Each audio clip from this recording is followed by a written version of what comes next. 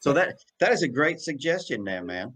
So we'll see. It's recorded here. Yeah. Now you're not going to get any royalties from it. Let me just straighten you out right now.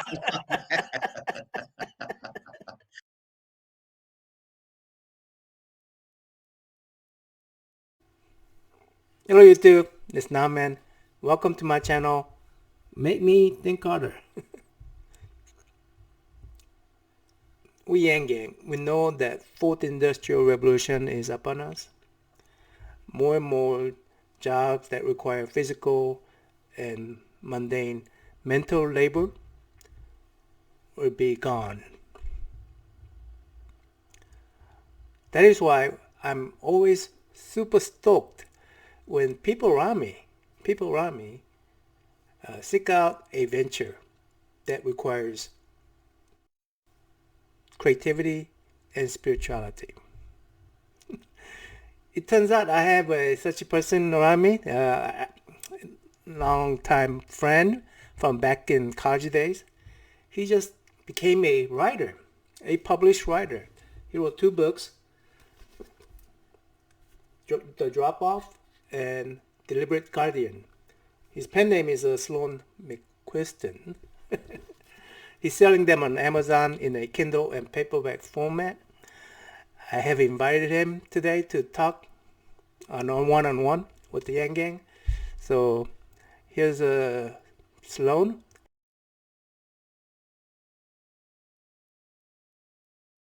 Hey, Sloane, go ahead and introduce yourself to YangGang, please. All right. Thank you, Nam Man. I appreciate the opportunity to address your YouTube channel. I'm Sloane McQuiston. My real name is Scott Sloane.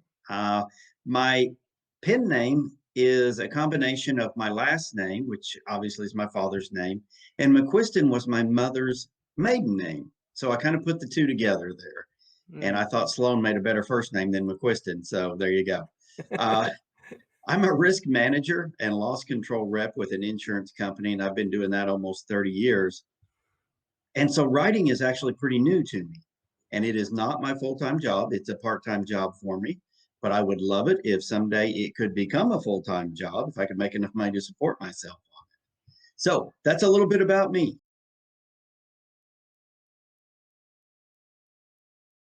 Hey, Sloane, I really believe in a fourth industrial revolution. It's time for most people to embrace creativity and spirituality. Both of your books covers creativity and spirituality, and definitely, I don't know if you heard of Andrew Yang, but his visions are probably pretty new to you. But what made you independently seek out to write and even add faith-based elements to your books? Yeah, that's a great question. I think a lot of people have thought in their lives about writing a book, maybe writing down some stories from their life, from their work, all their experiences. And so in some respect, that's what I did. I had an idea for a book for, I don't know, 10 or 15 years. And I always found an excuse not to get started. And finally, after my kids graduated college, they moved out of the house, they were on their own, right? I kind of ran out of excuses. So I thought, hey, I'm just going to start. And so that's what I did. I just started writing the book, and it kind of took off on its own. There is an element of spirituality to it, because I think everybody's life has some element of spirituality to it. I've mispronounced that word, but we're going to move on. And I don't think it matters whether you're Christian or Jewish or Muslim, right? I think everybody has that to some extent. And so I thought it was important to put things in the book that were relatable to everyday life. Right. And that was part of the reason that I put that in there. Mm-hmm. The books are about a 99-year-old grandfather whose 5-year-old grandson is dropped off with him. So you've got very different ends of the spectrum in terms of experience and life. So that was fun to write about. but having that that faith-based piece to it, I think added a little something for me.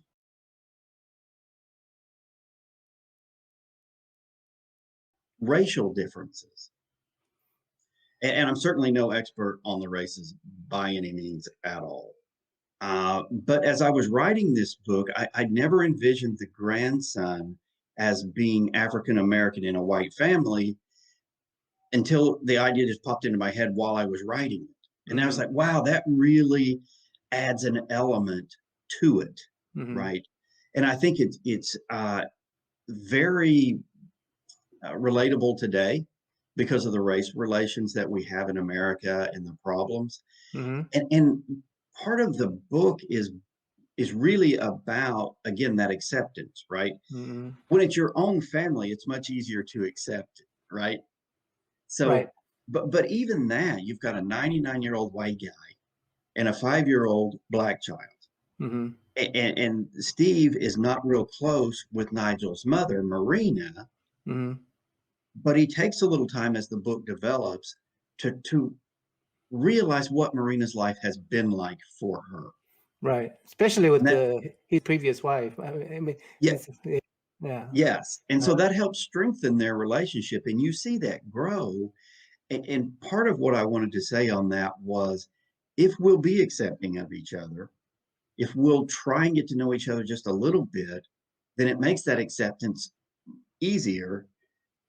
And then you can begin to learn and really enjoy the presence of other people, right? Regardless of what race they are. Yeah. So it's not a book based specifically on race roles or any of that sort of thing, but I just like the way that storyline worked as I was writing.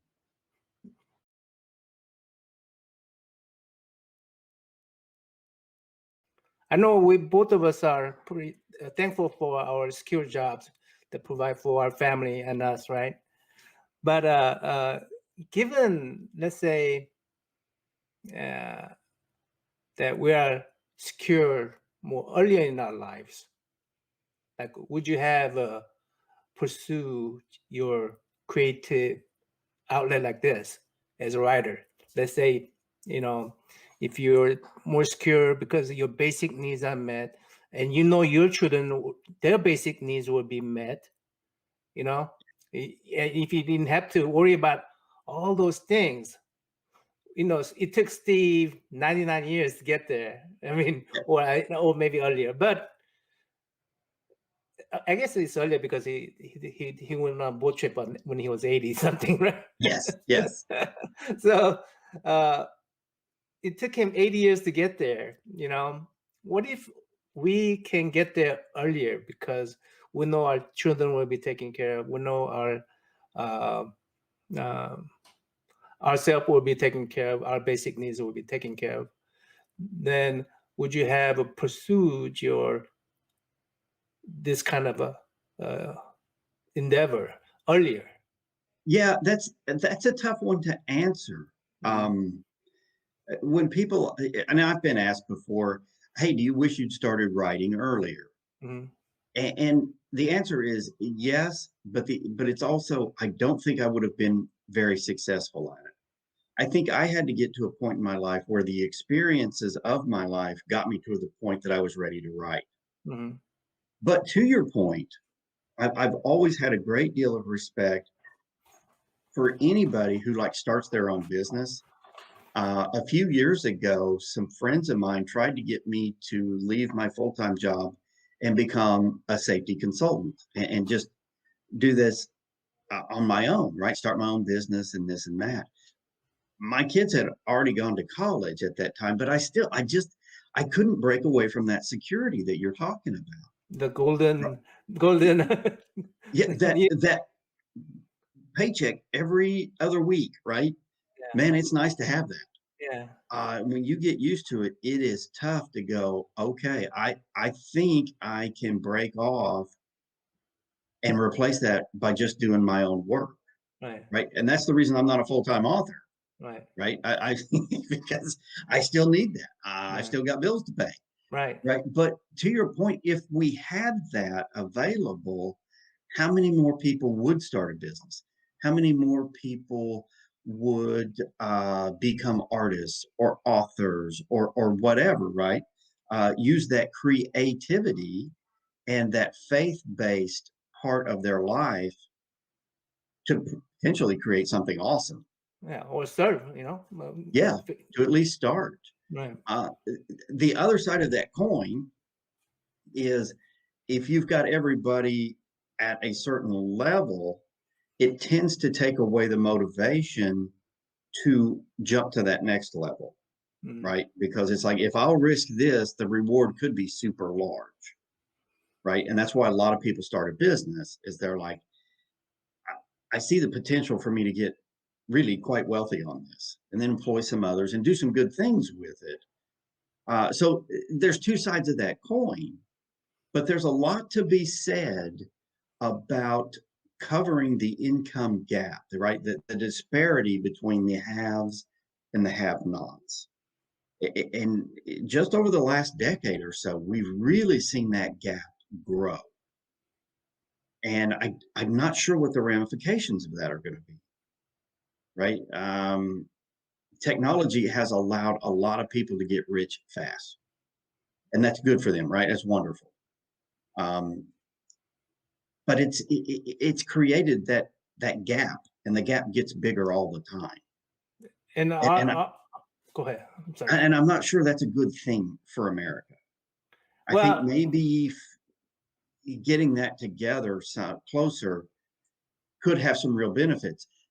The problem becomes, how do you do it, right? If you have the government step in and say, okay, you worked hard to get all this and I'm going to take it away from you. Yeah, nobody likes that. Nobody wants to say, okay, I worked hard to get this and then somebody else is going to take it away from me. But if those people would then, before the government takes it away from them, kind of close that gap a little bit. And I don't know the answer to that question. That is a very deep question that you asked.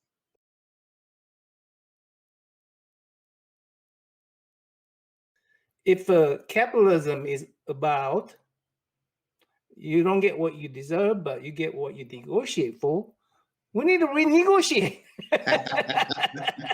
Well, there's a lot of truth to that. And we need to renegotiate. Don't look at it as, oh, the government is taking it away.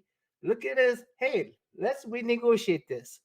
Okay? Because if a bottom falls out, you guys not going to have the top will fall with it. That's right. Yeah. If a bottom falls out, everybody's going to lose. Yes. You need to have a strong bottom that comes up to you guys so they could spend more money. I mean, the people tend to spend if you don't have money that you could save up. Yes. And if you got people at the bottom spending, then you're good. You have something to sell, right? In any economy, just like any building, is based on a solid foundation, right? So if you don't have a good economic foundation, it's only a matter of time before it collapses. Right. You see that in Ponzi schemes all the time. You start with a good foundation, people are investing in it, and then it just kind of builds up until it just implodes, right? Because you've eroded the foundation, or you've got it so top heavy, you simply can't bring in enough new money, new business, new people, whatever it is, to keep the foundation strong, so it just collapses. And I think that's what causes a lot of economies to collapse, is the foundation isn't strong enough to support it. I'm certain that there are plenty of aspiring writers in YangGang. Tell us more about being a writer. Help them out. How do you go about publishing your own books? Help these aspiring writers to become a publisher writer like yourself. Yeah, I'm sure there's a bunch of people who are listening to this who have got some really great ideas, probably much better than the ones I had, and they want to get them out there. And I would say the first thing you need to do is to decide you're going to do it, right? That every great journey begins with the first step. And so the first step is deciding I'm going to do this. And once you've made that decision, maybe here's some ideas that might help. And this was kind of my process. I started with an outline, right? Just high level stuff. What are some of the main points? Kind of what order do I think I want to have them in, right? In my case, it was the story. These are some events that I want to cover in the story. So kind of what's the order I want to cover them in? And you put those in an outline. And as you start to look at it, you may add some to the outline. You may take away a little bit from the outline, whatever. And then add your characters. And these are going to change over time. I guarantee you, as you begin to write it, they're going to change at least somewhat. But start putting some names in. You can always change the names later. That search and find feature in Word is awesome, right? So if you decide you want to change the character's name, you just go, okay, find me every reference and change it with this. You can do it like that. Change Nigel, all Nigel to Bill. Yeah, exactly. And I've done that in one of the books the book that I've completed and haven't published, my third book. My wife was reading and she said, these names are too close to each other. So this guy here, you need to change his name. And so I was like, oh my gosh, I got to go back through all this, but it's not that difficult. So let me get back on point here.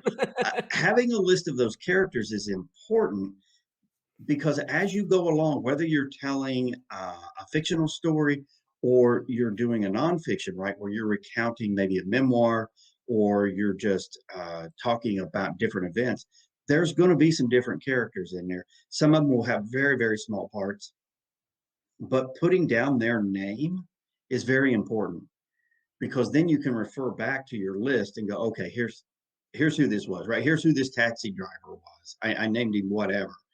Or here was the person they met in the park or at the restaurant or whatever. Because you're going to refer back to those in differing amounts. But having that list is incredibly important. It makes it so much easier to write. And then a timeline, right? Because it's going to take place over some period of time. In my case, I've got a 99-year-old character. So as he's telling his story backwards, I've got to figure out where the rest of the characters are in relationship to that point in time, because he's got a lot of time to talk back. You have to keep the ages all consistent. Yeah, that's right. So who was alive? Who wasn't? Where were they? Kind of what stage were they at in their life? You sort of have to make up their lives as well. Like when they got married and when these guys migrated. That's exactly right. So you end up with a lot of nodes, which is a great thing. Maybe you need all of them, maybe you don't. But it's better to have them and not need them than to need them and have to read back through your story several times to find those details again. And then just start writing. In my case, once I started, the story really just poured out of me. I wrote that entire book in the span of 3 months, and I'd never written a book before in my life. Wow. And I, again, part-time, right? Full-time job, working at least 40 hours a week, and then doing things with my wife and this and that. So it was writing in the evenings. It was writing some on the weekends, that sort of thing. So when the mood struck me, I would go and write. And when we had other things going, I didn't. I've heard Lee Childs, who wrote the Jack Reacher books, among many others. He said the story writes itself. And much of that was true for me. And I think you'll find some of your readers will find that true for them. Once you get that outline, you kind of know the direction you're going and you start writing it. You start having these conversations between people and adding in a character in here and there and stuff. Man, it just takes off. It is so much fun. As I mentioned before, you get to just make the story up, right? You get to make the characters be what you want them to be. And it's so much fun to write some interaction between people or a high action sequence or whatever it is. It's just a blast to do it. So whether you think you'll ever be a bestseller or not, and the reality is if you set out on this to go, well, I'm going to be the next Lee Child, right? I'm going to be the next Stephen King. You might have your expectations a little high. Mm-hmm. But if your expectation is, I can start, then once you've started, you've met that expectation. So your next expectation is, can I finish? Right. And then once you finish that, it's like, oh, well, now I have a book. And that's where I was when I finished the first book. It was like, okay, I'm done. And my wife read it and she goes, this is pretty good. How are you going to get it published? And I didn't have a clue. So I went to the only person I knew that had published a book. And she said, oh, I self-published. Here's the name of the people that helped me. 40 Day Publishing is the name of the group that helped me. Dan and Darlene, they're wonderful to work with. They live in Oklahoma City, but they work with authors all over the U.S. And I think they have some international authors too. Mm. But they can help you set that up, right? They can help you edit it. They can help you set it up in the ebook format and then set it up in the paperback format so that Kindle can print it. You can put it on other websites and that sort of thing.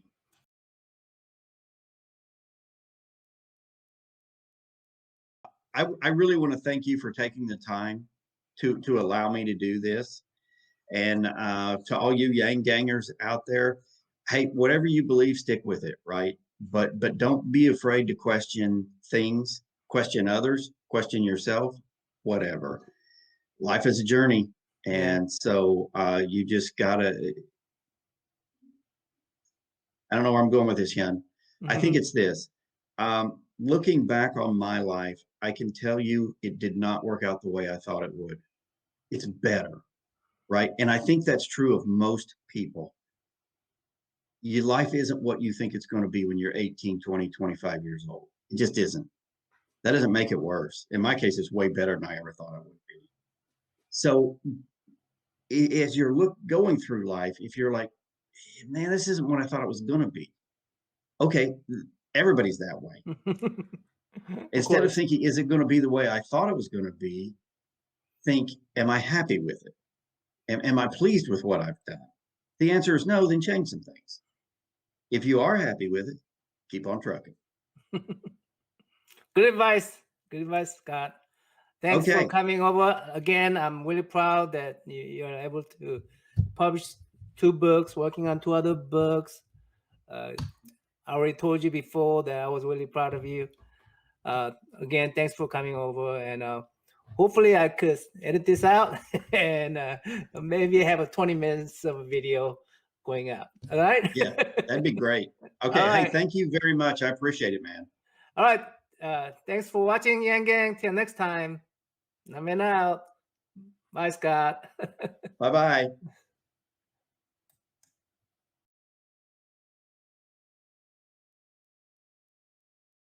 I'm gonna make a suggestion because I thought about it quite a bit after reading your book, and after from my last interview, I thought about it quite a bit. I'm gonna make a suggestion. I say it was a faith element to this book, right? And, yeah, to both of them, I would say, yeah. But you probably want to deal with, this is my suggestion, you don't have to do that, of course, a doubt. Oh, now that's interesting. Yes, I like that. You like that? I do like that. I can see a number of ways to incorporate that in there with kind of the way how when the character grows older, those things grow. Yes. Not only faith grows, but also doubt grows as well. So yes, it does. And questions, right? Yeah. If you're not able to question your faith at some point, I don't know that you can grow in your faith, right? And I think everybody struggles with that at some point. So that is a great suggestion, man. So it's recorded here. Yeah. Now you're not going to get any royalties from it. Let me just straighten you out right now.